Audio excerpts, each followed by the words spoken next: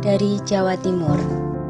Suatu ketika, kerajaan Jenggala diserang oleh musuh. Ketika perang semakin sengit, permaisuri raja yang bernama Putri Dewi Sekartaji melarikan diri dan bersembunyi ke sebuah desa yang jauh dari Jenggala. Untuk menjaga keselamatannya, ia menyamar sebagai gadis kampung. Dewi Sekartaji tinggal di tempat Nyai Intan. Nyai Intan adalah seorang kaya yang mempunyai 3 putri, yaitu Kelenteng Abang, Kelenteng Ijo, dan Kelenteng Biru.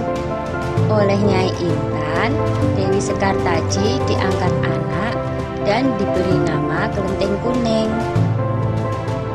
Setelah keadaan di kerajaan Jenggala kembali tenang dan aman, sang pangeran mencari jejak istrinya.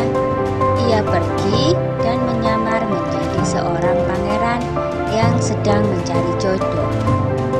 Panji Asmarabangun menyamar dengan nama Andi-Andi Lumut, lalu membuat sayembara. Dalam waktu singkat, berita sayembara itu tersebar jauh hingga ke desa si Kelenteng Kuning. Kelenteng Abang, Ijo, dan Biru mendengar kabar sayembara itu. Mereka sangat senang dan ingin mengikuti sayembara itu.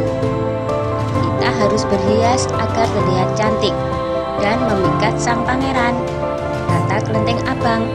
Benar sekali, kita akan memakai pakaian dan perhiasan yang paling bagus, kata Kelenteng Ijo. Hai Kelenteng Kuning, kamu tidak usah ikut sayembara ini, karena kamu tidak pantas mendapatkan pangeran. Lebih baik kamu mencuci baju di sungai, kata Kelenteng Abang sinis. Ketika Kelenteng Kuning sedang mencuci di sungai, tiba-tiba seekor burung bangau datang menghampirinya. Anehnya, burung itu bisa berbicara dan kedua kakinya menggenggam sebuah cambuk. Wahai Tuan Putri, pergilah ke desa Dadapan mengikuti sayembara itu. Di sana Tuan Putri akan bertemu dengan Panji Asmarabangun. Bawalah cambuk ini, siapa tahu nanti dibutuhkan, ujar sang bangau sambil meletakkan cambuk itu di atas batu. Burung bangau itu lalu terbang ke angkasa dan menghilang sebelum Kelenteng Kuning menjawabnya. Kemudian Kelenteng Kuning kembali ke rumah dan berangkat menuju desa Dadapan.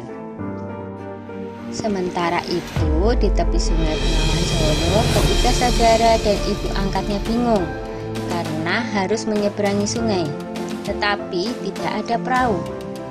Bagaimana cara kita menyeberang, Bu? Tanya Kelenteng Ijo dan saudarinya. Lalu mereka melihat seekor kepiting raksasa. Kepiting itu adalah Yuyu Kangkang, utusan Andi-Andi Lumut. Dia diutus menguji para peserta sayembara yang melewati sungai tersebut. Hai kepiting raksasa, maukah kau membantu kami menyeberang sungai? Pinta Kelenteng Abang. Yuyu Kangkang tertawa lebar. Hahaha, aku akan membantu kalian, tapi ada syaratnya, kata dia. Apapun syaratnya, kami bersedia. Yang penting kami bisa menyeberang, jawab Kelenteng Abang. Kalian harus menciumku, kata Yuyu Kangkang. Dan mereka pun bersedia memenuhi syarat si Yuyu Kangkang. Kelenteng Kuning tiba di pinggir sungai. Yuyu Kangkang mengajukan syarat yang sama, tetapi Kelenteng Kuning menolak. Dia tak ingin mengkhianati suaminya. Berkali-kali Kelenteng Kuning memohon, tapi Yuyu Kangkang tetap menolak. Akhirnya Kelenteng Kuning memukulkan cambuknya ke sungai, dan seketika itu air sungai Bengawan Solo surut. Melihat itu, Yuyu Kangkang ketakutan dan segera menyeberangkan Kelenteng Kuning, bahkan mengantarnya sampai ke desa Dadapan. Sayembara pun dimulai.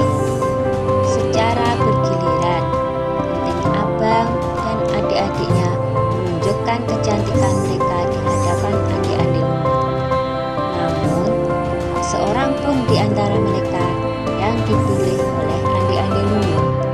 "Ampun pangeran, hamba mohon, terimalah salah satu putri hamba," ujar Nyai Intan. Ande-Ande Lumut menjawab, "Wahai Nyai Intan, ketahuilah, aku tidak bisa memilih seorang pun dari putrimu, karena mereka telah mencium si Yuyu Kangkang."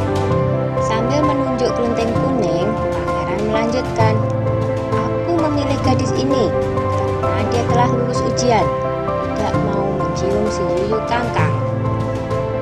Nyai Intan dan ketiga putrinya baru sadar bahwa mereka ditolak oleh Ande-Ande Lumut karena tidak lulus ujian. Kemudian Ande-Ande Lumut membongkar penyamarannya dan mengatakan bahwa dia adalah Panji Asmara Bangun. Kelenteng kuning sangat bahagia karena bertemu lagi dengan suaminya. Sudah ya cerita Ande-Ande Lumutnya. Jumpa lagi.